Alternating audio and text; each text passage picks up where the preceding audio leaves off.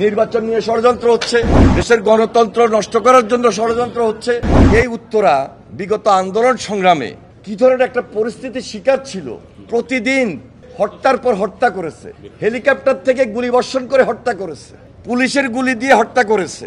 ছাত্রলীগ যারা হেলমেট বাহিনী ছিল, সন্ত্রাসী বাহিনী ছিল, সেই ফ্যাসিস্টের সরাসরি শেখ হাসিনার নির্দেশে উত্তরা এলাকায় একটা মৃত্যু কূপে পরিণত হয়েছে। এটা ভয়াবহ, তখন ছিল একটা ভয়ঙ্কর শাসন। এই ভয়ঙ্কর শাসন আজকে নাই, হাসিনা পালিয়ে গিয়েছে।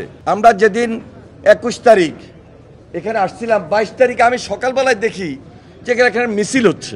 ফ্যাসিস্টের লোকেরা সাধারণ মানুষের সঙ্গে মিশে গিয়ে একটা মব তৈরি করার চেষ্টা করেছিল। পরিস্থিতিটাকে, পরিবেশটাকে যেন একটা উত্তপ্ত করে, একটা নতুন ষড়যন্ত্র করে এই দেশটাকে আবার একটা ভয়াবহ কালো অধ্যায়ের দিকে নিয়ে যায়, অন্ধকারের দিকে নিয়ে যাওয়া যায়। কিন্তু না, আপনারা খুব সতর্ক ছিলেন, আমাদের নেতারা সতর্ক ছিল, সাধারণ মানুষ সতর্ক থাকার কারণে আমার বিশ্বাস এই ষড়যন্ত্র দফে টিকে নেই। তাই আজকে আমার এবং আপনাদের দায়িত্ব হলো এই পরিবারগুলোর পাশে দাঁড়ানো। ইনশাল্লাহ ভারপ্রাপ্ত চেয়ারম্যান জনাব তারেক রহমান, বিএনপি, আমরা বিএনপি পরিবার, তার নির্দেশে, তারেক রহমানের চিন্তা, তারেক রহমানের ধারণা থেকে যে মানবিক সেলটা আমরা গঠন করেছি একটা ফাউন্ডেশনের মাধ্যমে, শুধু এই মাইলস্টোন স্কুল অ্যান্ড কলেজের দুর্ঘটনাই নয়, এই দুর্ঘটনার পাশাপাশি যে কোনো জায়গায়, বিশেষ করে বিগত আন্দোলন সংগ্রামে যারা শহীদ হয়েছেন, যারা আহত হয়েছেন, দৃষ্টিশক্তি হারিয়েছেন, পঙ্গুত্ব বরণ করেছেন, আমরা প্রায় সকলের পাশে দাঁড়িয়েছি। শুধু ঢাকা শহরে নয়, প্রত্যেকটা ডিস্ট্রিক্টে আমরা গিয়েছি। ডিস্ট্রিক্টে গিয়ে আমরা আমাদের হাত বাড়িয়েছি, তাদের পাশে দাঁড়িয়েছি। আর্থিকভাবে কিছু সহযোগিতা করা এটা বড় জিনিস নয়। সবচেয়ে বড় জিনিস তারেক রহমান খোঁজ নিয়েছেন।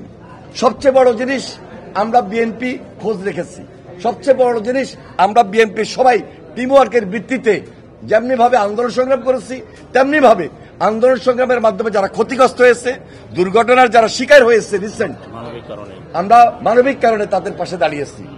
সুতরাং বিএনপি শুধু মিছিল মিটিং এর মধ্যে সীমাবদ্ধ নয়, আমরা দেশ গড়ার কাজে নেমেছি, দেশের জন্য আমরা লড়েছি, আগামী দিনেও আমরা দেশের জন্য লড়বে ইনশাল্লাহ।